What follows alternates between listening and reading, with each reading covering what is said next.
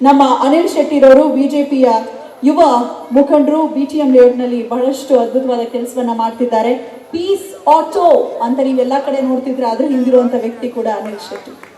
ರಾಮಮೂರ್ತಿ ಅಣ್ಣ ಹೇಳಿದ ಹಾಗೆ ಕನ್ನಡದ ವಿಷಯ ಬಂದಾಗ ಎಲ್ಲ ಒಟ್ಟಾಗಬೇಕು, ಮುಷ್ಟಿ ಒಟ್ಟಾಗಬೇಕು ಅಂತ ಅವರು ಇವತ್ತು ಶಾಸಕರಾದ್ರಿಂದ ರಾಮಮೂರ್ತಿಯನ್ನ ಯಾವುದೇ ಒಂದು ಭಾಷೆ ಸಮೃದ್ಧ ಆಗಬೇಕು ಅಂತ ಹೇಳಿದ್ರೆ ಆ ಭಾಷೆಯಲ್ಲಿ ವಿಶ್ವದ ಜ್ಞಾನ ಇರಬೇಕು ಅಂತ.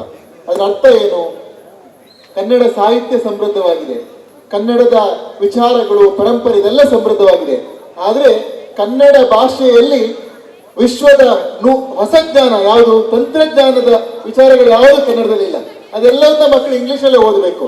ಆದ್ರೆ ನೀವು ಚೈನಾಕ್ಕೆ ಹೋಗಿ ಮ್ಯಾಂಡ್ರಿನ್ ಭಾಷೆಗಳಿದೆ, ನೀವು ಫ್ರಾನ್ಸ್ಗೆ ಹೋಗಿ ಫ್ರೆಂಚಲ್ಲಿದೆ. ಎಲ್ಲಾದ್ರೂ ಆರ್ಟಿಫಿಷಿಯಲ್ ಇಂಟೆಲಿಜೆನ್ಸ್, ಕೃತಕ ತಂತ್ರಜ್ಞಾನದ ಮೇಲೆ ಏನಾದ್ರೂ ಓದಬೇಕು ಅಂದ್ರೆ ಕನ್ನಡದಲ್ಲಿ ಬುಕ್ ತೋರಿಸಿ ಇಲ್ಲ. ಆದ್ರಿಂದ ನಾನು ಒಂದು 2-3 ವರ್ಷಗಳ ಹಿಂದೆ ರಾಮಮೂರ್ತಿಯನ್ನ ಕನ್ನಡ ಅನುವಾದ ಇಲಾಖೆ ಮಾಡಬೇಕು ಅಂತ ಸರ್ಕಾರಕ್ಕೆ ಒಂದು ಪತ್ರ ಬರುತ್ತೆ. ಈಗ ನೀವು ಶಾಸಕರಾಗಿದ್ದೀರಿ, ನೀವು ಶಾಸಕರಾಗಿ ನಿಮ್ಮ ಲೆಟರ್ ಹೆಡ್ ಮೇಲೆ ಸರ್ಕಾರಕ್ಕೊಂದು ಮನವಿ ಮಾಡ್ಕೊಳ್ಬೇಕು. ಕನ್ನಡ ಅನುವಾದ ಇಲಾಖೆಯನ್ನು ಸ್ಥಾಪನೆ ಮಾಡಿ ಪ್ರತಿ ವರ್ಷ ಏನು ಹೊಸ ಜ್ಞಾನ ಇದೆ, ತಂತ್ರಜ್ಞಾನದ ವಿಚಾರ ಇರ್ಬೋದು, ಪ್ರಸ್ತುತ ಜ್ಞಾನ ಇರ್ಬೋದು, ಅದೆಲ್ಲದನ್ನ ಕನ್ನಡದಲ್ಲಿ ಅನುವಾದ ಆಗಬೇಕು. ವರ್ಷಕ್ಕೆ ಏನಿಲ್ಲ ಅಂತ ಹೇಳಿದ್ರು 1000 ಪುಸ್ತಕಗಳು, ಬೇರೆ ಬೇರೆ ವಿಚಾರಗಳನ್ನ 1000 ಪುಸ್ತಕ ಅನುವಾದ ಆಗಬೇಕು. ಕನ್ನಡ ಅನುವಾದ ಮಾಡುವಂತ ಇಷ್ಟು ಜನ, ಇಂಗ್ಲಿಷ್ನಿಂದ ಕನ್ನಡಕ್ಕೆ ಅನುವಾದ ಮಾಡುವಂತ ಇಷ್ಟು ಜನ ಕನ್ನಡಿಗರಿಗೆ ಕೆಲಸ ಸಿಗುತ್ತೆ. ಈ ವಿಚಾರಕ್ಕೆ ಸರ್ಕಾರ 100 ಕೋಟಿಯನ್ನ ಮೀಸಲಿಡಬೇಕು. ರಾಮಮೂರ್ತಿಯನ್ನ 100 ಕೋಟಿ ಬಜೆಟ್ ಕೇಳಬೇಕು. ನೀವು ಕನ್ನಡ ಅನುವಾದ ಇಲಾಖೆಯನ್ನು ಸ್ಥಾಪನೆ ಮಾಡಿ ಅದಕ್ಕೆ 100 ಕೋಟಿ ಬಜೆಟ್ ಕೇಳಬೇಕು. ಅದು ನಿಮ್ಮ ಲೆಟರ್ ಹೆಡ್ ಮೇಲೇನೆ ಅದಕ್ಕೊಂದು ಮನವಿ ಪತ್ರ ಹೋಗ್ಬೇಕು. ಮಾಡ್ತೀರಲ್ಲ? ಅವ್ರು ಒಪ್ಕೊಂಡಿದ್ದಾರೆ. ಏನಕ್ಕೆ ಅಂತಂದ್ರೆ ಭಾಷೆ ಸಮೃದ್ಧವಾದಾಗ ಎಲ್ಲರೂ ಅದರಲ್ಲೇ ಕಲಿತಾರೆ. ನೀವು ಫ್ರಾನ್ಸಿಗೆ ಹೋದ್ರೆ ಅಲ್ಲಿ AI ತಂತ್ರಜ್ಞಾನದ ಬಗ್ಗೆ, ಬ್ಲಾಕ್ ಚೈನ್ ಬಗ್ಗೆ ಫ್ರೆಂಚ್ ಭಾಷೆಯಲ್ಲಿ ಓದ್ತಾರೆ. ಚೈನೀಸ್ ಅವ್ರಿಗೆ ಹೋದ್ರೆ ಅವ್ರಿಗೆ ಯಾವ ಇದು ಗೊತ್ತಿರೋದು, ಇಂಗ್ಲಿಷ್ ಗೊತ್ತಿರೋದಿಲ್ಲ. ಆದ್ರೆ ಮೆಕ್ಯಾನಿಕಲ್ ಅಷ್ಟು ಅದನ್ನ ಚೈನೀಸ್ ಅಲ್ಲಿ ಓದ್ತಾರೆ. ನಮ್ಮಲ್ಲಿ ಮಾತ್ರ ಇಂಗ್ಲಿಷ್ ಅಲ್ಲಿ ಓದಬೇಕು ಅಂತ ಏನಕ್ಕೆ? ಕನ್ನಡದಲ್ಲಿ ಓದಕ್ಕಾಗಲ್ವಾ? ಕನ್ನಡದಲ್ಲೇ ಇಂಜಿನಿಯರಿಂಗ್ ಮಾಡೋಕ್ಕಾಗಲ್ವಾ? ಕನ್ನಡದಲ್ಲಿ ಡಾಕ್ಟರೇಟ್ ಮಾಡೋಕ್ಕಾಗಲ್ವಾ? ಕನ್ನಡದಲ್ಲಿ ಇದೆಲ್ಲದನ್ನ ಮಾಡೋಕ್ಕಾಗದಿಲ್ಲ. ಏನಕ್ಕಂತಂದ್ರೆ ನಾವು ಪ್ರಸ್ತುತ ಜ್ಞಾನವನ್ನ ಕನ್ನಡಕ್ಕೆ ಅನುವಾದ ಮಾಡೇ ಇಲ್ಲ. ಕನ್ನಡಕ್ಕೆ ಅನುವಾದ ಇವತ್ತು ಕನ್ನಡ ಉಳಿಸಿ ಅಂತ ಹೋರಾಟ ಮಾಡಬೇಕಾದ ಪರಿಸ್ಥಿತಿ ಬಂದಿರೋ ಕಾರಣನೇ ಅದೇ. ನಾವು ಅನುವಾದ ಮಾಡದೇ ಇರೋದು. ಯಾಕಂದ್ರೆ ಎಲ್ರಿಗೂ ವ್ಯಾಮೋಹ, ನಾನೇನು ಜ್ಞಾನ ಸಂಪಾದನೆ ಮಾಡಬೇಕು ಅನ್ನೋ ಇದು ತುಳಿತ ಎಲ್ಲರಿಗೂ ಇರುತ್ತೆ. ಆ ಜ್ಞಾನ ಎಲ್ಲಿರುತ್ತೆ? ಆ ಜ್ಞಾನ ಯಾವ ಭಾಷೆಯಲ್ಲಿ ಇರುತ್ತೋ ಆ ಭಾಷೆಯನ್ನು ಕಲಿಬೇಕು ಅಂತೇಳಿ ಸಾಹಿತ್ಯವನ್ನು ಓದುವ ಕನ್ನಡದಲ್ಲಿದೆ. ಕನ್ನಡ ಸಾಹಿತ್ಯ ಬಹಳ ಸಮೃದ್ಧವಾದಂತಹ ಸಾಹಿತ್ಯ. ಪ್ರಪಂಚದ ಎಲ್ಲ ಭಾಷೆ, ಯಾವ ಭಾಷೆಯೂ ಕಮ್ಮಿ ಇಲ್ಲದಿರುವಂಥದ್ದು ಕನ್ನಡ ಸಾಹಿತ್ಯ. ಇವತ್ತು ಕುವೆಂಪು ಅವರ ಹುಟ್ಟಿದ ದಿನ.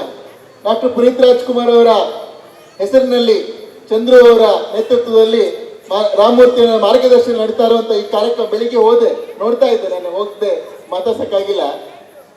ಇಡೀ ದಿನ ಕಾರ್ಯಕ್ರಮ ಮಾಡಿದ್ರು. ಬಹಳ ಖುಷಿ ಆಗುತ್ತೆ. ಕನ್ನಡದ ಕಾರ್ಯಕ್ರಮ ನಡೀತಾ ಇರಬೇಕು. ಈ ವೇದಿಕೆಯ ಮೂಲಕ ನೀವೆಲ್ಲರೂ ಸಾಕ್ಷಿ. ಕನ್ನಡ ಅನುವಾದ ಇಲಾಖೆಗೆ ಅವರ ಲೆಟರ್ ಹೆಡ್ ನಲ್ಲಿ ಒಂದು ಲೆಟರ್ ಹೋಗುತ್ತೆ. ಇವತ್ತು ಈ ವೇದಿಕೆಯಲ್ಲಿ ನಾವೆಲ್ಲ ಸಂಕಲ್ಪ ಮಾಡಬೇಕು. ಸರ್ಕಾರದಿಂದ ಅದಕ್ಕೆ 100 ಕೋಟಿ ರೂಪಾಯಿಗಳನ್ನ ಮೀಸಲಿಡುವ ಹಾಗೆ ನಾವು ಸರ್ಕಾರವನ್ನ ಕೇಳಬೇಕು. ಅದಕ್ಕೆ ನಮ್ಮ ಪ್ರತಿನಿಧಿಯಾಗಿ ರಾಮಮೂರ್ತಿ ಅಣ್ಣವರು ಕೇಳಬೇಕು ಅಲ್ವಾ? ಇದು ಇವತ್ತಿನ ಸಂಕಲ್ಪ ಆಗಬೇಕು. ಈ ನಿಟ್ಟಿನಲ್ಲಿ ಇವತ್ತಿನ ಕಾರ್ಯಕ್ರಮವನ್ನು ಯಶಸ್ವಿಯಾಗಿ ಮಾಡಿದಂತ ಚಂದ್ರು ಅವರು ಮತ್ತು ಅವರ ಸಂಗಡಿಗರಿಗೆ ನಾನು ಮತ್ತೊಮ್ಮೆ ಅಭಿನಂದನೆ ಹೇಳ್ತಾ, ಕನ್ನಡ ಹೋರಾಟಗಾರರನ್ನ ಅರೆಸ್ಟ್ ಮಾಡಬೇಕಾಗಿಲ್ಲ, ಕನ್ನಡ ಹೋರಾಟಗಾರರ ಮೇಲೆ ಯಾವ ದೌರ್ಜನ್ಯ ಮಾಡಬೇಕಾಗಿಲ್ಲ. ಅವರ ಉದ್ದೇಶ ನಮ್ಮ ನಾಡು, ನೆಲ, ಜಲ, ನಮ್ಮ ಭಾಷೆಯನ್ನು ಉಳಿಸ್ಕೊಳ್ಬೇಕು. ಭಾಷಾವಾರು ಮೇಲೆ ಈ ರಾಜ್ಯದ ವಿಭಜನೆ ಆಗಿದ್ದು, ಭಾಷೆಯ ಮೇಲೆ ವಿಭಜನೆ ಆಗಿದ್ದು. ಭಾಷೆ ಏನು ಅಂತ ಕೇಳಿದ್ರೆ ಭಾಷೆಯೇ ಮುಖ್ಯ. ಏನಕ್ಕೆ? ಭಾಷೆಯ ಮೇಲೆನೆ ನಾವು ಒಂದು ರಾಜ್ಯವನ್ನ ಮಾಡಿದ್ದು. ಆದ್ರಿಂದ ಅವರಿಗೆ, ಅವರ ಹೋರಾಟಕ್ಕೆ ನಾವೆಲ್ಲ ಬೆಂಬಲ ಕೊಡೋಣ. ಮತ್ತೆ ಅವ್ರಿಗೆ ಏನೂ ಆಗಬಾರ್ದು, ಯಾವುದೇ ರೀತಿಯ ದೌರ್ಜನ್ಯ ಅವ್ರ ಮೇಲೆ ನಡಿಬಾರ್ದು ಅಂತ ಹೇಳಿ ನಾವು ಕೂಡ ಸರ್ಕಾರಕ್ಕೆ ಒತ್ತಡವನ್ನ ಹೇರಬೇಕು.